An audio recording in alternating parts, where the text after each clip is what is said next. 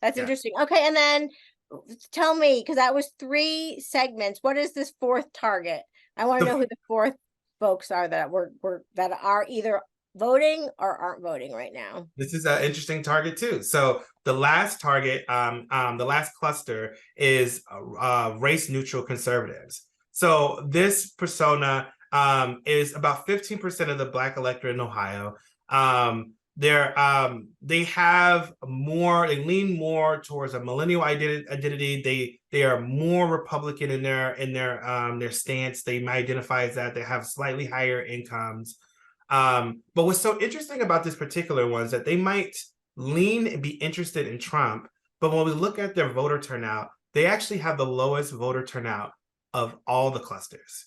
And So why, why is that? Does that have to do with belonging, or what is the yes, reason for that? bingo, you got it. So this cluster and all the clusters have an issue with their perception of their own political power. So let me talk about that for a second, then I'm going to say a thing about this. Across all 4 clusters in Ohio, this is the actual biggest issue. The perception of Black political power is 20 points lower in Ohio across all 4 clusters than the national average from when we did our preliminary research. The national average of Black voters or Of of all Black voters. voters. Yeah, Okay. of Black voters. So the Ohio voters feel less empowered in their ability to vote and change policy to be Yes. heard. Okay. Yes, exactly. So that means if someone, so like there's a correlation between your perception of your power and then the actions you do to be powerful.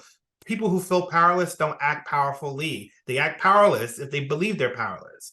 So this particular cluster, they feel the most powerless in the state, so they don't act on it. So even if they have more conservative values, they don't feel like their vote matters anyway. And so they're not participating either.